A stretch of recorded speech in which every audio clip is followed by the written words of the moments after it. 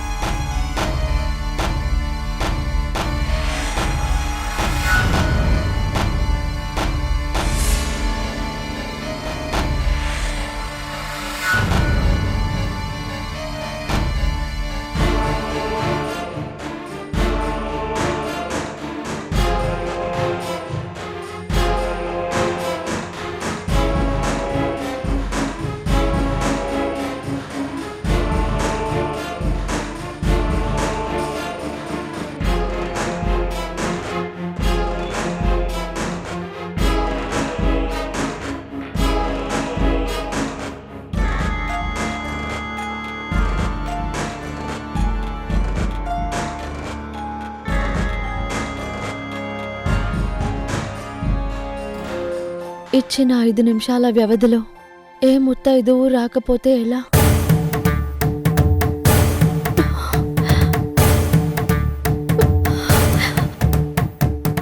అమ్మా, నేను చేసిన పూజలకి నువ్విచ్చే ఫలితం ఇదేనా? నిన్నే నమ్ముకొని వచ్చిన నీ బిడ్డకు అండగా ఉండాల్సిన నువ్వే అడ్డంకులు సృష్టిస్తే ఎలా? కరుణించాల్సిన నువ్వే కన్నెర్ర చేస్తే ఎలా?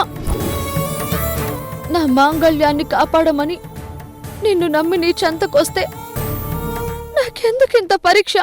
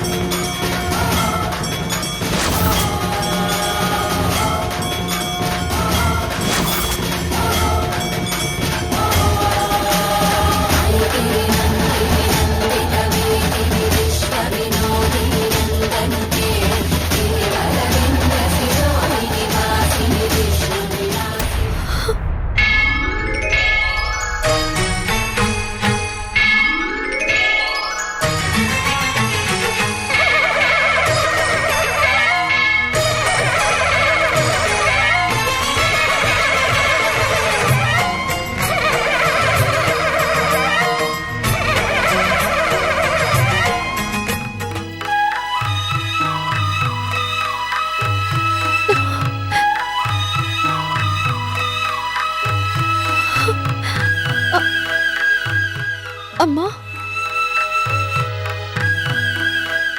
ఏంటమ్మా, దేని గురించి అంతలా ఆరాటపడుతున్నావు? ఆ అమ్మవారే మీ రూపంలో నన్ను కరుణించడానికి వచ్చినట్టుంది.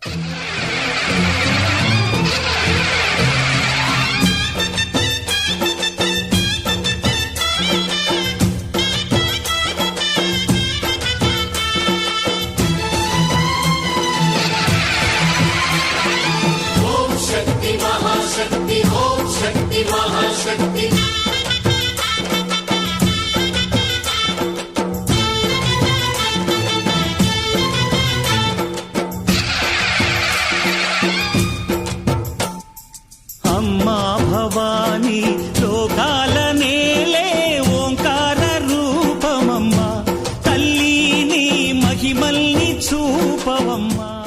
నా మాంగళ్యం నాకు నిలవాలని నన్ను ఆశీర్వదించండి. ఓంకార రూపమమ్మా, తల్లి నీ మహిమల్ని చూపవమ్మా.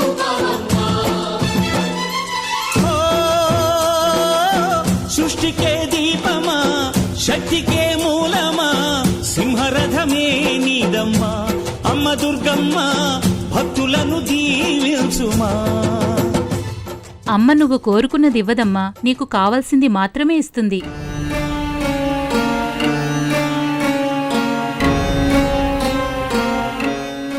అర్థం కాలేదమ్మా. రాబోయే కాలమే అన్నింటినీ నీకు అర్థం అయ్యేలా చేస్తుంది.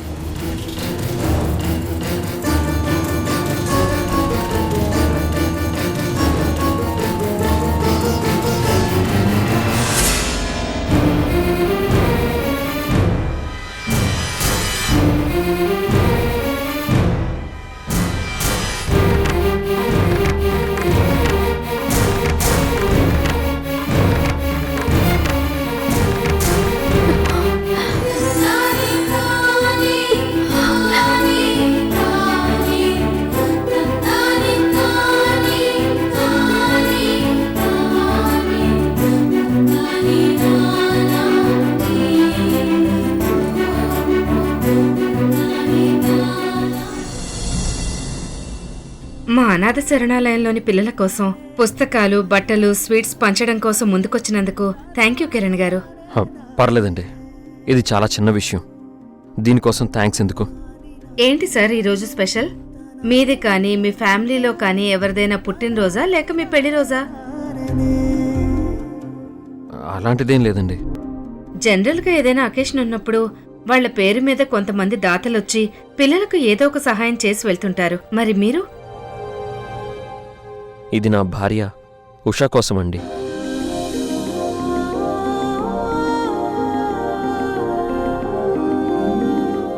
సాక్షాత్తు అమ్మవారే నీకోసం వచ్చినట్లుందమ్మా.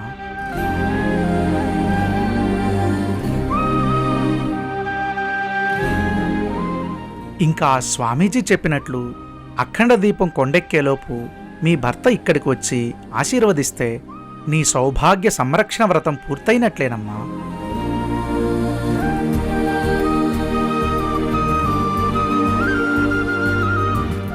నాకు పిల్లలంటే ప్రాణం, నా భార్య ఉషకి నేనంటే ప్రాణం. కానీ నా భార్యకి పిల్లలు పుట్టే అవకాశం లేకుండా చేశాడు ఆ భగవంతుడు. పసిపిల్లలు, అందులోనూ తల్లిదండ్రులు లేని ఈ పిల్లలు దేవుళ్ల ప్రతిరూపాలు అంటారు. అందుకే వీళ్ళకి చేయగలిగింది చేస్తే ఆ దేవుడు కరుణించి నా భార్యకి పిల్లలు కలిగేలా చేస్తాడని ఓ చిన్న ఆశతో వచ్చాను. మరి మీ భార్యను కూడా తీసుకురావాల్సిందే. తన కోసం నేను ఇదంతా చేస్తున్నానంటే నేను తన విషయంలో మానసికంగా చాలా బాధపడుతున్నానని తను అనుకునే అవకాశం ఉంది. అందుకే తనకి చెప్పకుండానే ఇదంతా చేస్తున్నాను. 1 minute. అలాగేనండి. చెప్పుషా. ఏవండి, మీరు వెంటనే బయలుదేరి అమ్మవారి గుడికి రావాలి. సరే, ఇప్పుడే బయలుదేరి వస్తాను. సరేనండి, ఇక నేను బయలుదేరుతాను. సార్, పిల్లల కోసం ఇంత దూరం వచ్చారు, ఇవన్నీ తెచ్చారు. పిల్లలు క్లాసులో ఉన్నారు, ఇంకో గంటలో క్లాస్ అయిపోతుంది. మీ చేత్తోనే ఇవి పిల్లలకిస్తే బావుంటుంది. ప్లీజ్. అలా చేస్తే మీరు అనుకున్న పర్పస్ కూడా నెరవేరుతుంది.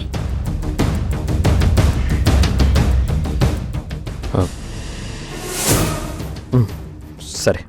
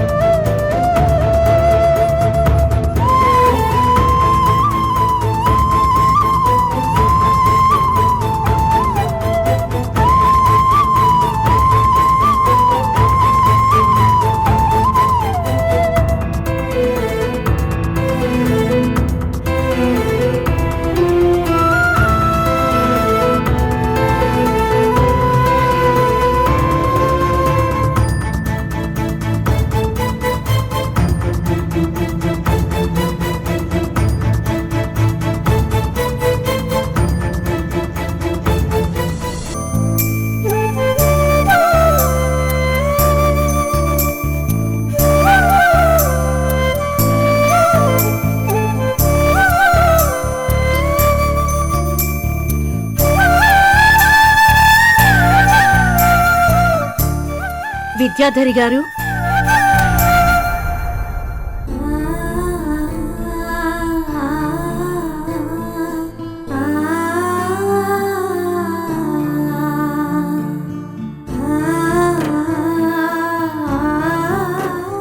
ఇన్నేళ్ల తర్వాత మిమ్మల్ని కలవడం చాలా ఆనందంగా ఉంది విద్యాధరి గారు. అవును కిరణ్మయ్య గారు, మిమ్మల్ని చూడ్డం నాకు కూడా సంతోషంగా ఉంది. నేను మిమ్మల్ని పిలిపించింది కిరణ్ గురించి మీతో ఒక విషయం మాట్లాడ్డానికి. ఏంటండి అది?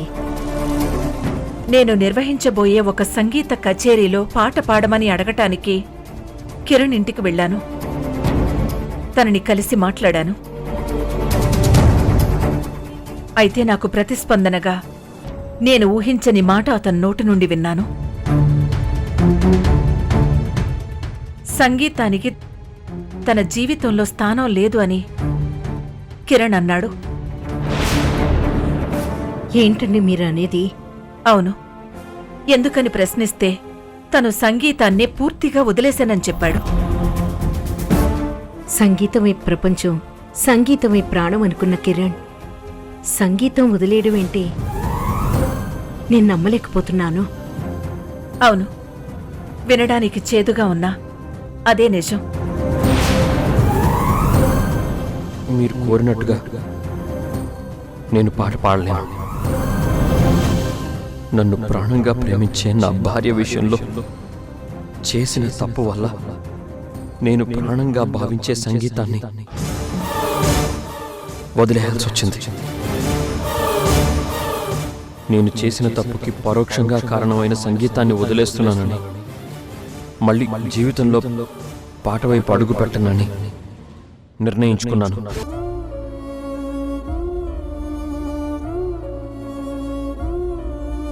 ఇంతవరకు ఈ విషయం మీకు తెలియకపోవడం మరింత ఆశ్చర్యంగా ఉంది. వాడు మాకు తెలియనివ్వలేదు. సంగీతాన్ని నేర్పిన గురువుకే కాదు, జన్మనిచ్చిన తల్లిదండ్రులకు కూడా తెలియనివ్వలేదు అంటే కిరణ్ ఎదుర్కొన్న పరిస్థితులేంటి? ఒకనాడు పాట కోసం తన బాటని మార్చుకుని మనసారా సంగీతం కోసం పరితపించినవాడు ఈరోజు ఆ సంగీత సరస్వతిని ఎందుకు వదిలిపెట్టాడు? ఎంతో మందికి దక్కని గాత్రం కిరణ్కి సొంతం. అలాంటి కిరణ్ ఈ నిర్ణయం తీసుకున్నాడంటే నమ్మలేకపోతున్నాను. అసలు కిరణ్ చేసిన తప్పేంటి? ఆ తప్పు వల్ల తనకి తన భార్యకి జరిగిన నష్టమేంటి? ఆ తప్పుకి సంగీతానికి సంబంధమేంటి? ఒక తల్లిగా మీరు నా సందేహానికి సమాధానం చెప్పగలరా? మీరు అడిగిన ప్రశ్నకు నా దగ్గర సమాధానం ఉన్నా ఆ తప్పు గురించి చెప్పి కన్న తల్లిగా నా కొడుకుని కించపరిచేంత ధైర్యం నేను చేయలేను. వాడు చెప్పినట్టు సంగీతం అనేది వాడికి ఎంత ఇష్టమో, ఉష అంటే కూడా వాడికి అంతే ప్రాణం. తన భార్యకిచ్చిన మాట కోసం వాడు చేసిన తప్పులకి తల వంచుకొని ఈ రోజు మీ ముందు మౌనంగా నిలబడ్డాడు.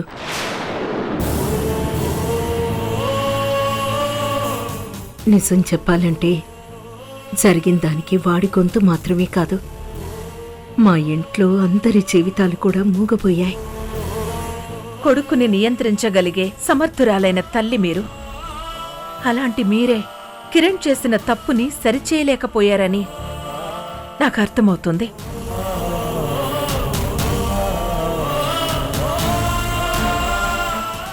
నేను కిరణ్ని ఒప్పించలేకపోయాను. మీ పరిస్థితి అదే అయితే మీ కోడలు ఉష అయినా ఒప్పించగలుగుతుందేమో చూడాలి. తను చెప్తే వాడు వింటాడు. ప్రయత్నించండి.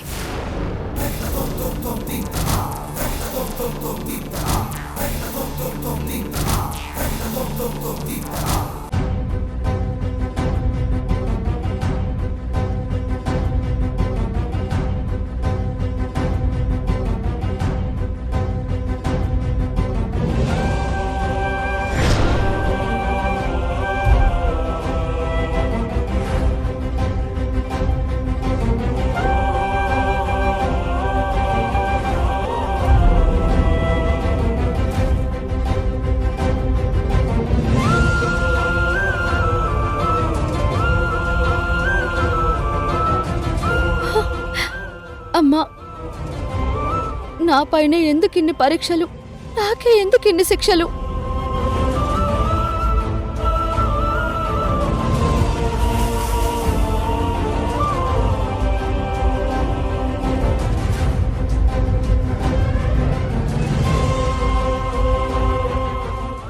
ఎందుకిలా చేశావు అని ఆ అమ్మవారిని అడుగుతున్నావా ఉషా?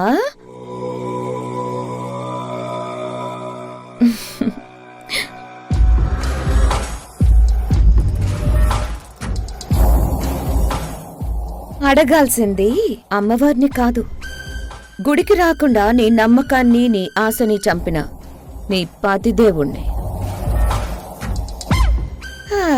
నేను నీకు అప్పుడే చెప్పాను ఉషా, నీ భర్త ఇప్పుడు నీవాడు కాదు, పల్లవి మోజులో ఉన్న ప్రేమికుడు అని.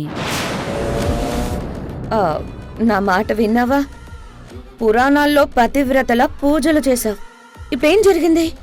పూజ పూర్తయినా ఫలితం దక్కలేదు.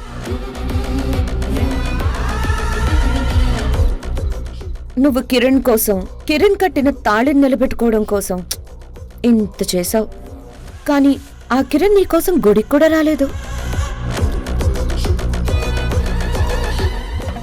ఎందుకో తెలుసా? కిరణ్కి నీ మీద ప్రేమ తగ్గిపోయింది. లేదు, పూర్తిగా చచ్చిపోయింది. ఆ ప్రేమ పల్లవి మీద ఆకాశం అంతలా పెరిగిపోయింది. అచ్చుచ్చో పాపముష, నిన్ను చూస్తుంటే నా గుండె తరుక్కుపోతుంది.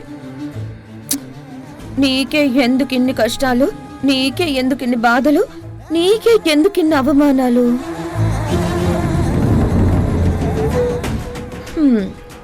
దీపం ఆరేలోపు కిరణ్ రావాలి.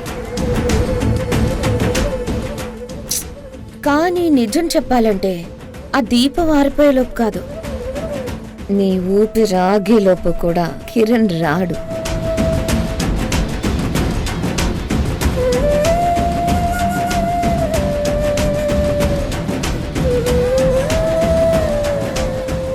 ఎందుకంటే కిరణ్కి నీకన్నా పల్లవి అంటేనే ఎక్కువ ప్రేమ. చివరికి నీ జీవితం ఇలా అయిపోయిందేంటి ఉషా?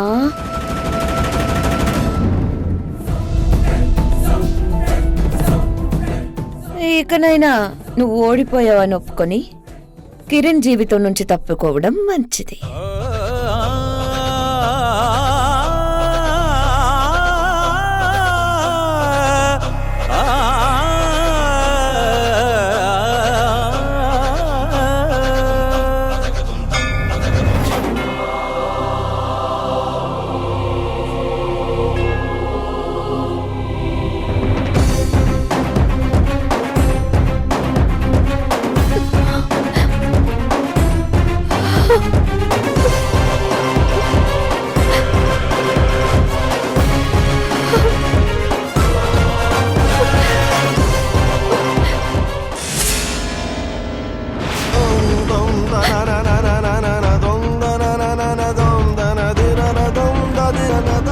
అమ్మవారి కోవెలలో సౌభాగ్యవతి వ్రతం ఏ విఘ్నం లేకుండా ఆచరించి అఖండ దీపం వెలిగించాలి.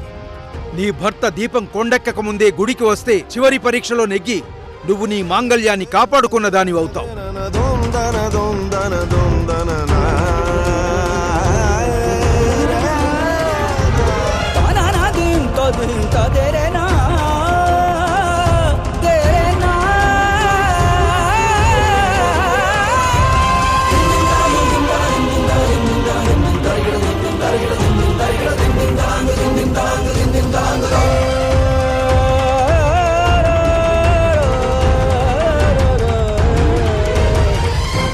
మీరు చేసిన సహాయానికి పిల్లలు హ్యాపీగా ఫీల్ అయ్యారు.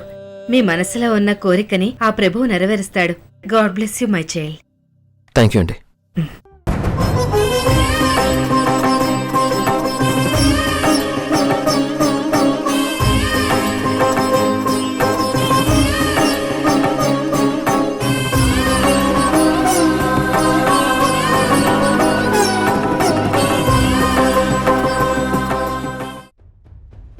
పెళ్లికి ఎక్కువ టైం లేదు, నువ్వే దగ్గరుండి అన్నీ జరిపించాలి. తప్పకుండా చేస్తాను. నువ్వు వస్తావని ఎదురు చూడకుండా ఆయన తినేసి వెళ్ళిపోయారు. ఎవ్వరూ ఎవరి కోసం ఆగరు. ఎవరి టైం వచ్చినప్పుడు వాళ్ళు వెళ్ళిపోతారు. నేను పెళ్లి కోసం సూసైడ్ డ్రామా ఆడినట్టు ఇది మా పెళ్లితో జీవితం మీద విరక్తొచ్చి నిజంగానే సూసైడ్ చేసుకోబోతుందా? మొదటిసారి నువ్వు మాట్లాడుతున్న మాటలు కూడా నాకు అర్థం కావడం లేదు. ఇష్టాలు మారుతున్నప్పుడు మన అనుకున్న వాళ్ళ మాటలు భావాలు కూడా సరిగ్గా అర్థం కావు. Good night.